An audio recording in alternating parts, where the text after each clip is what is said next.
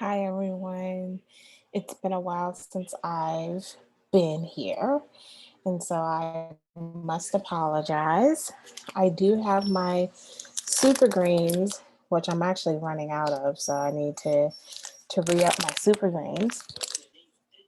And I'm gonna tell you that it really has helped trying to not get sick. Um, don't forget, it works. So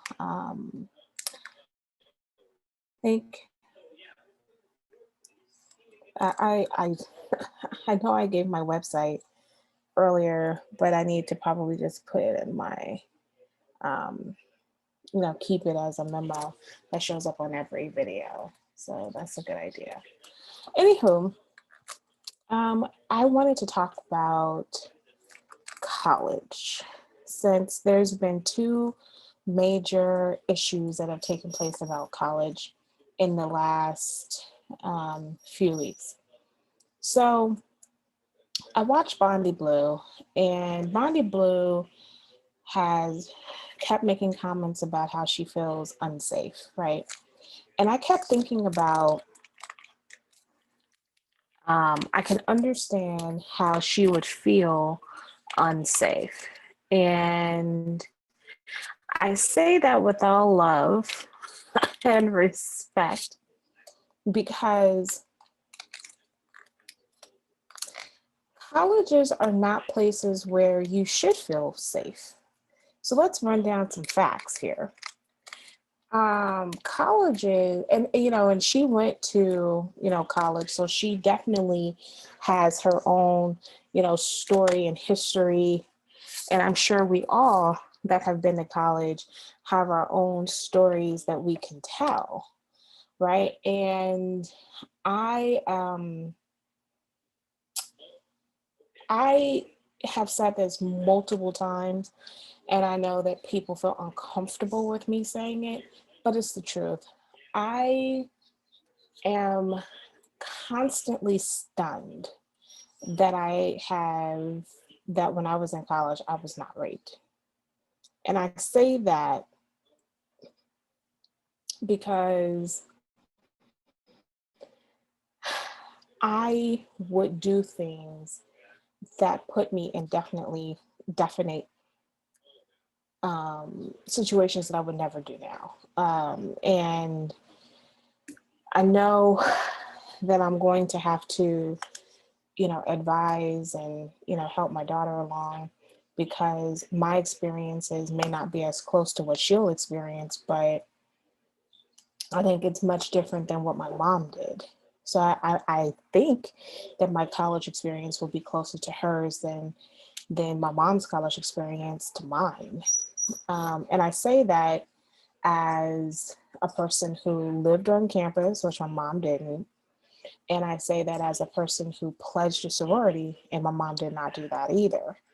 So I I would literally just, if you had a member, uh, if you are a member of a fraternity, and I'm gonna tell you that the only fraternities that I really hung around were alphas and omegas. I hung around some kappas, but not to the extent that I hung around alphas and omegas. And if you had alpha and omega letter, and I hung around very, very, very few sigmas and very, very, very few iotas. And it wasn't just because it wasn't hardly, well, partly because it was hardly any of them. But I didn't hang around too many zetas.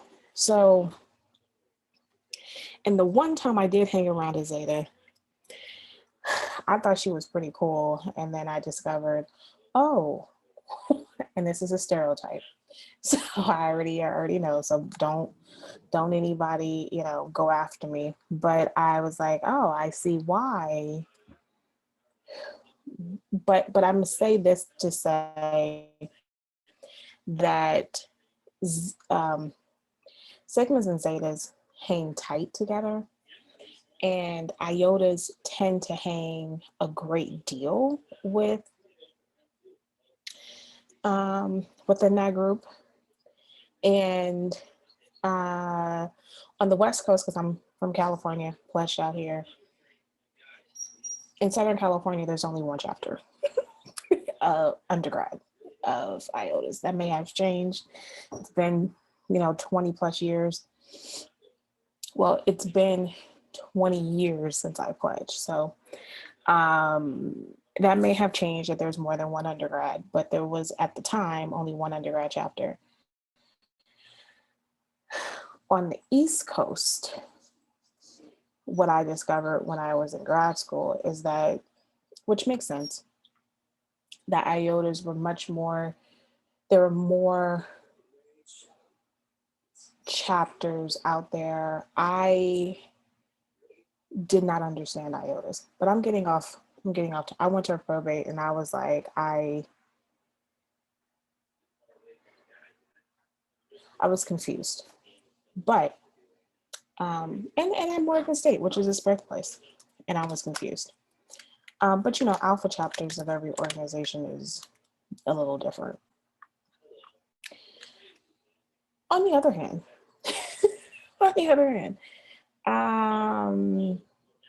even that night, I was complete. This lady, she was a Zeta. She left me at a house that ended up having about at least 10 men by myself. She said, I'll be right back. And I was like, okay, because I thought she just stepped outside. What I did not know is that not only did she just step outside, she drove off and left me to go get some weed. And then started smoking weed in the car and then left me and then they were like, hey, your homegirl left you. And I was like, really? I was infuriated. And then we all sat around and I was like, man, this is really effed up. And not only is it effed up, but I don't know you all. I just met you today at a probate. And you guys could do anything to me. And they were like, yeah, we could rape you. And I was just like, you absolutely could.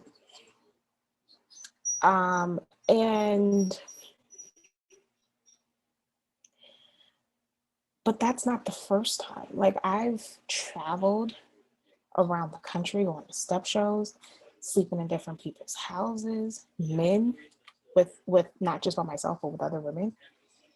And I didn't drink in college, so I don't know if that saved me. But I was trusting.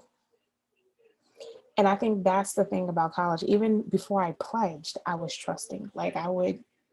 If anybody was like, we're hanging out, I was like, okay.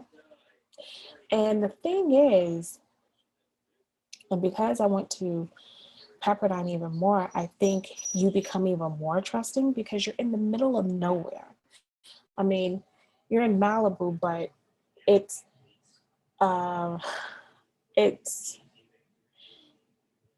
if there's no traffic, it's about 35 minutes away from Santa Monica.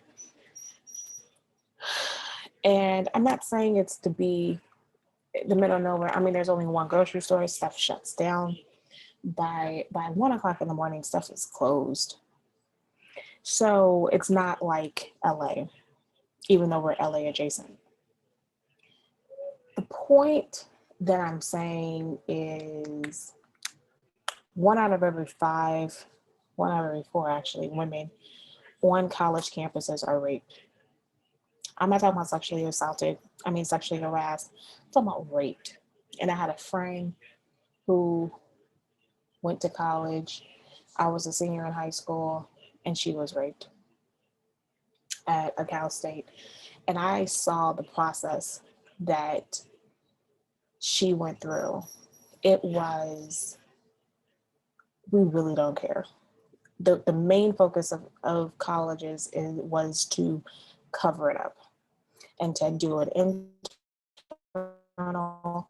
And then when she went what she was supposed to, called 911, did the whole works. And what happened? Oh, this happened at a college campus. We got to direct us back to the college and they'll deal with it. So it didn't even get to the point that it would go to a district attorney. A district attorney doesn't even, or the prosecutor's office it doesn't even make it to that point. It gets to, they do their rape kit, they do their investigation, they discover that it's at a college, and they direct it back. So if you were not a college student and he was not a college student, you both have way more, a woman has more protection, which is not much, a higher possibility of prosecuting your accuser if it wasn't a college. And that's the point when you say you're not safe at colleges, you're not safe because for many reasons. There are no background checks, none. So when you apply to college, nobody runs your social security to say, hey, has this person done something? No. In fact, even financial aid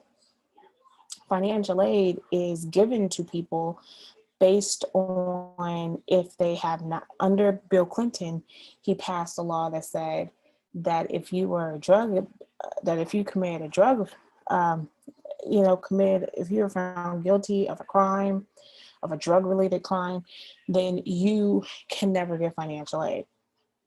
So a murderer, a rapist, a robber, all of these different people can come to college, and I've taught them. They may have never told me that they're a rapist, but to believe me, I've been teaching for 14, 15 years. To say that I've never taught a rape, I know for a fact murderers and robbers. So they may never have told me that they're rapists. And in my first year of teaching, I had a student who cornered me in the classroom and was like, there's something between you and me. And I was like, no, there's not. And he's like, yes, there is. And I was like, no. He's like, I think there is. And I was like, yeah, but I was like, no, there isn't anything there. And I also don't date my students. He's like, but that applies to K through 12. I was like, that may be. And to be frank, you can date your students in college, but I mean, I just got my job and my department chair looked at me and said, oh my gosh, you look so young. And I was like, oh.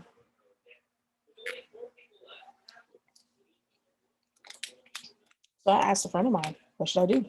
Should I tell my department chair?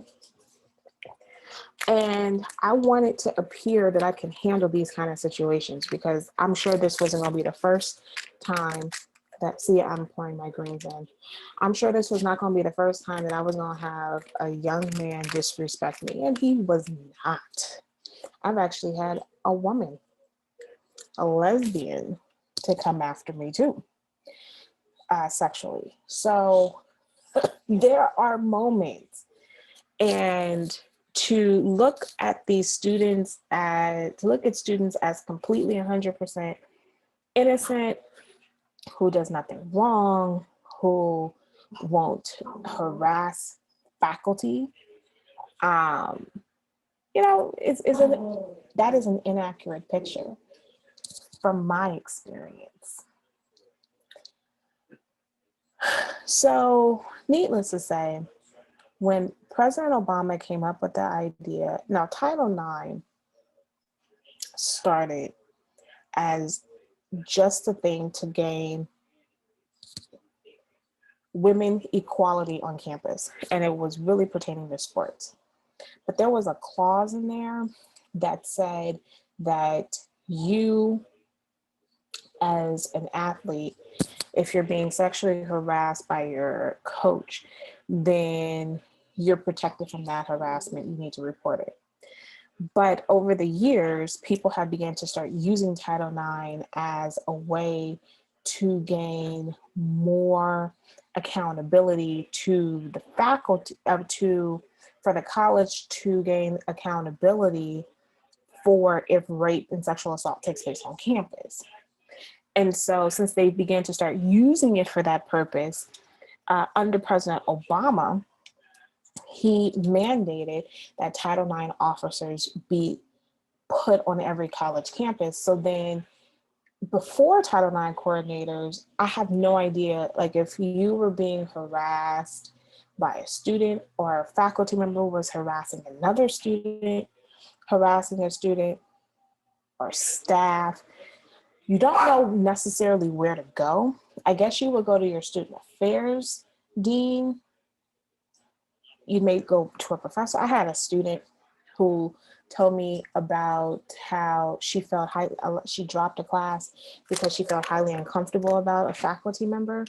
He would always talk about wanting to tutor her off campus. He had this van.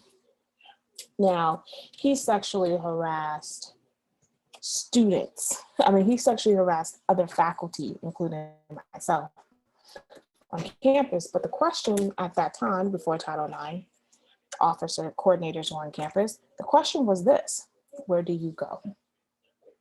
And frankly, it was, well, we're both supervisors. We're both supervisors. And so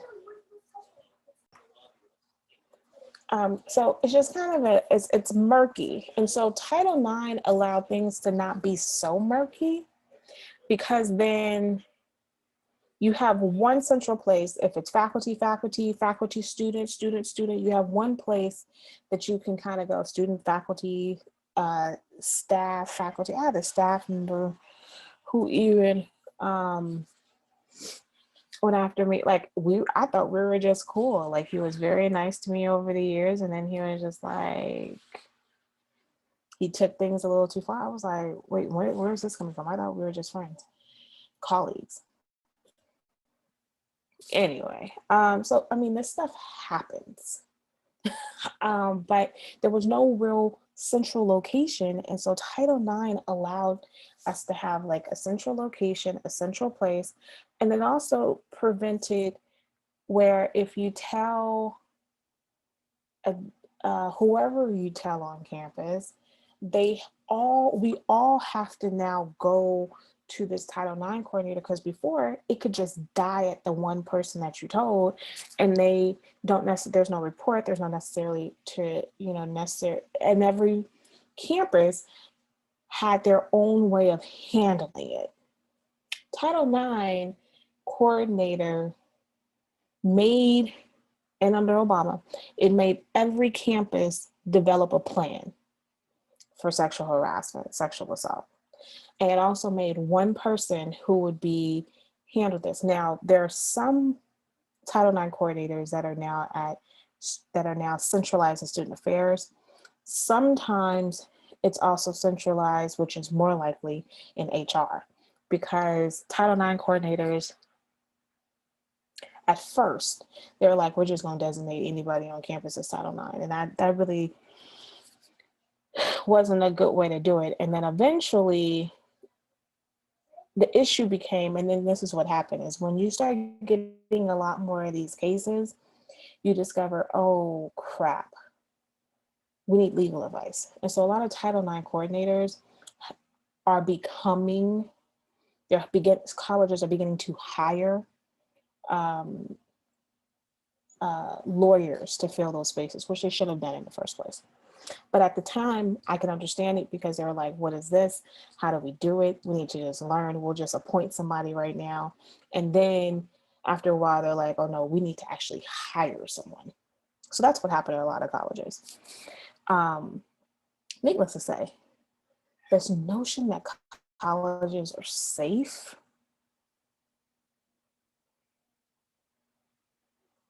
I think we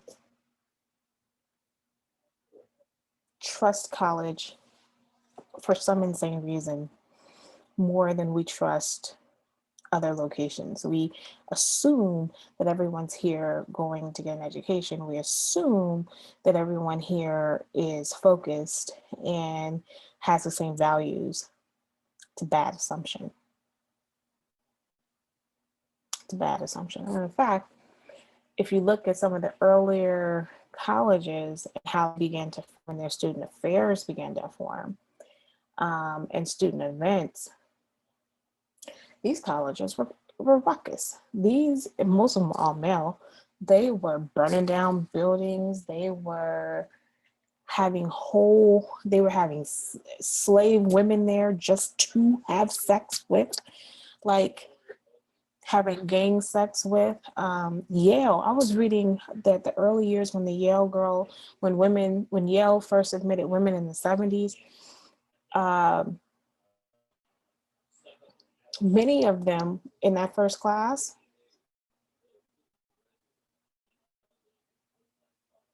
about Yale in their first class with women, many of them were raped in that very first class. Many of them. Most of them didn't return. It's a lot of them. We make really bad assumptions about how safe colleges are because they are just not. That's number one.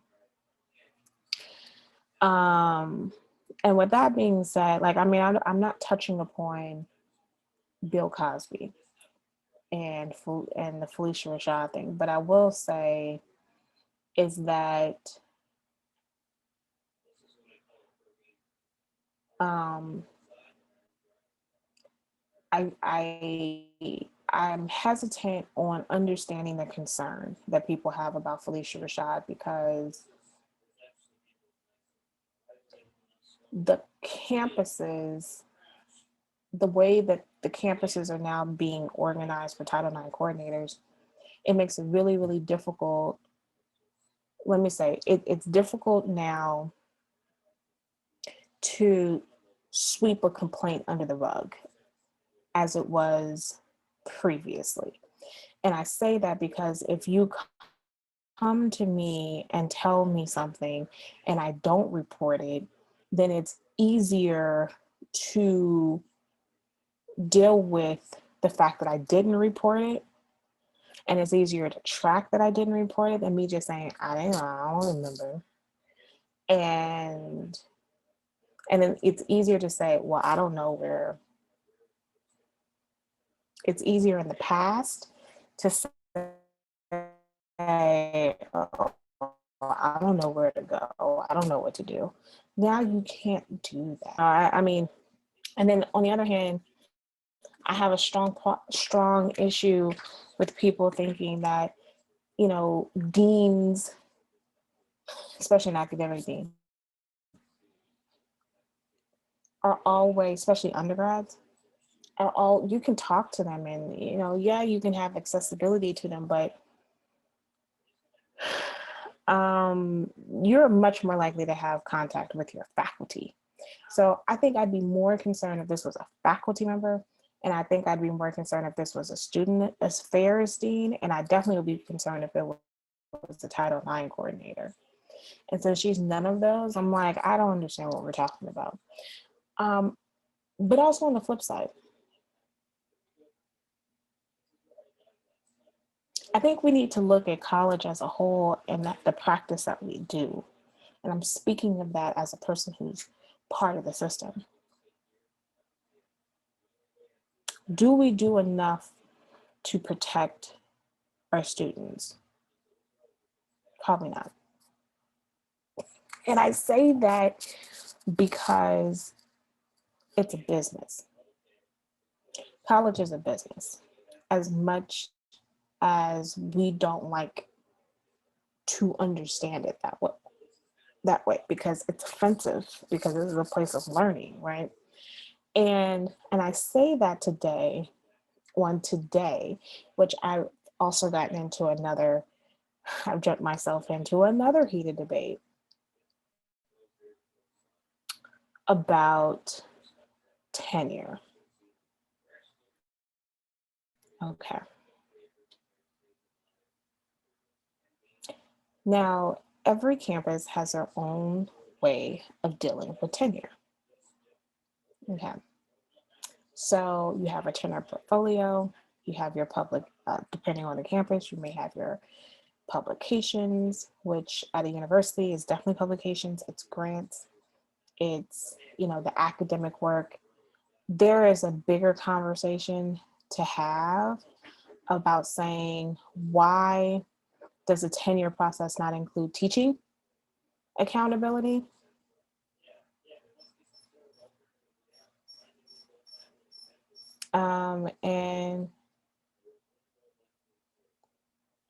And I think that's a great conversation. We need to have a great conversation on why teaching, student feedback is not a part of the tenure process, because it's not. Um, but it's how much money do you bring into the campus with grants? It's about your publications. It is about your the things that you do on campus, but it's not teaching. So that should put you in that space. Number two, uh, academic senate. So I've sat in academic senates. I've been part of academic senates. I sit on a committee with the state of California. And I have seen academic senate do these forceful statements in support of, first of all, not many academic senates will, but I've seen them do these forceful statements in support of a faculty member. It has no teeth, but it is supposed to it's supposed to tell administration and the board the temperature of what is going on campus. So that's where they're hoping that it has some type of level of teeth. Faculty likes to think that they have a lot more power, and they do in many ways. And even though you have a team who sits on your tenure committee, and even though faculty will say we grant this person tenure, which they did for journalist Nicole Hannah-Jones, they did that for her, but then the board didn't approve it. And we know now that the board didn't approve it because some of the donors and some of the alumni had problems with her because of her report, the 1619 report.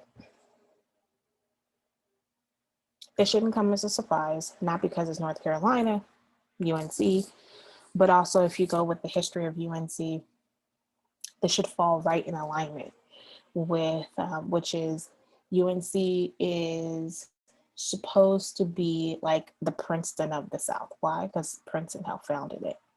And Princeton is one of the most racist out of the,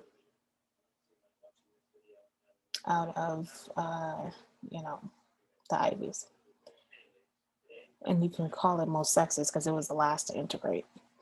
Woodrow Wilson was his president. So that should give you an understanding. Anywho, by the way, they haven't renamed the School of Public Affairs department. Woodrow Wilson's name is still on it, even though they changed the name of the building. Moving aside, I'm talking about Princeton, UNC. So my argument is, so today, so in the most rare event, rare of rare, UNC made the decision to reverse its decision and not grant and grant her tenure. She declined it, and she's now going to Howard. Now,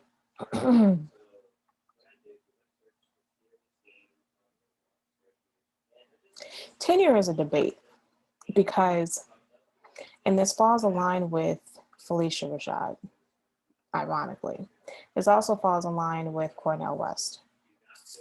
Back in the 70s, there was a movement at Berkeley, and it was an academic freedom movement that took place at UC Berkeley.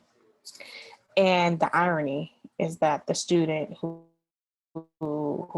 pushed it did not graduate. He almost graduated. He was a grad student. I think he was like one semester left, and he left.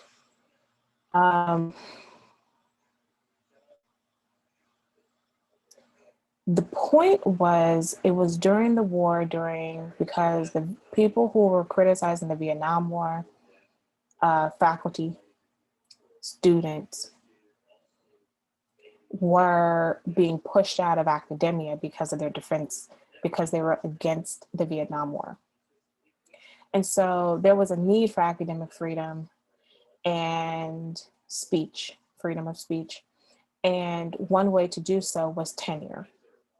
And so once tenure is granted, you can say what you want, research whatever you want, as long as it's not committing, violating the law like murder or something like that, then you're protected, right? So you're protected. This tenure was to protect and allow you to not be retaliated against because you have an unpopular opinion. You were against the Vietnam War. So, interestingly enough, academic freedom doesn't necessarily, it somewhat covers non-tenured members of colleges, like Felicia Rashad, but it doesn't completely, because she is able to be fired, whereas faculty, before tenure, you're really not able to be fired unless there's some stipulations, like we're eliminating your department, you violated the law, but just because I don't like your opinion, I can't get rid of you. Books. There's articles written about how Black women, or just Blacks in general, you shouldn't publish anything controversial until you get tenure. And so Cornel West earlier this year, and another one of his colleagues at Harvard was denied tenure because of their stance on the Palestinian people and the Palestinian plight. This issue with the 1619 Project, it was like,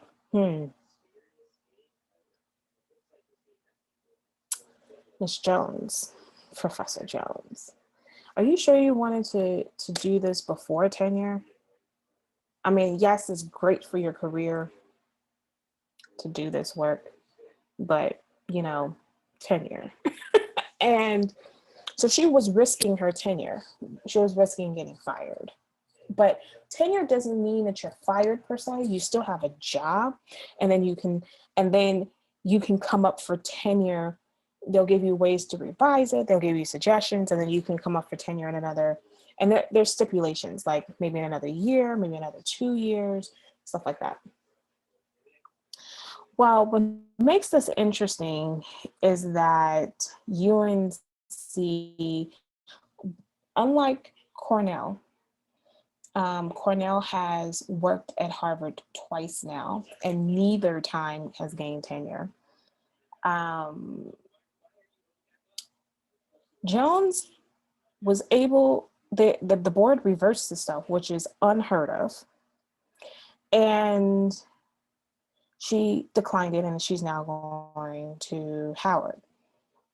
I made a comment. I'm happy for her. I was hoping that she went to an HBCU. Didn't have to be Howard, it could be whoever. But I was hoping that she did, because at the end of the day, faculty academic senate, or the faculty who stood with her in regards to this fight, awesome for them. But I know for a fact that and that 100% of the faculty is not with them, is not going to be with her. Why? Because they're not all going to be, everybody who's faculty to attend the meetings, all full-time faculty is not willing to put their name up there. All full-time faculty, even if they did put their name up there, it's for show. So would her, why would you want to spend your time? And then even if they do support you, right? You have to work with these people, and these people are going to whisper, she only got her tenure because, blah, blah, blah, blah. Just like the ESPN lady, right? She only got her tenure because she's Black. Oh, she did, and that, I hate to, I'm not minimizing her accomplishments at all. I'm just saying that it made no sense to continue to make your life to make your life more difficult when you can go to a place that is going to uphold and is happy for your accomplishments, welcomes you to continue to keep doing the work that you want to do. And funding, right? That's going to be another issue because the board is going to have to approve funding. Right? The board approves funding. Faculty to faculty doesn't approve your funding. Faculty to dean can approve your funding, but all funding decisions are suggestions until the board approves it. So giving her tenure is nice, but you think that her life wouldn't be hell moving forward? It would be. It would be. Faculty would not treat you well. Fun faculty may be whispering behind your back. Dean, now this is where the dean becomes a role. The dean, how supportive is the dean, the VP? It's not worth it. And I say that from my own experience. It's not worth it. You go somewhere where they're actually going to appreciate you and your work and what you bring. Because administration and the board can limit your possibility. They really can. And I've seen it happen. I've seen where people's careers have been ended because of a decision that they made. And absolutely no one cares. I've seen it. I have absolutely seen it. Last but not least, let's talk about NCAA. I think this video is too long now, but I'll be quick. Fine. NCAA. Let's talk about NCAA for a second. No, I don't think I should, because NCAA is a very long video. And so I'm gonna come back tomorrow and talk about the NCAA, because that's just, to talk about that court decision, it is amazing. And amazingly detailed, and we need to do a deeper dive. So let's talk about NCAA tomorrow. Have a good afternoon.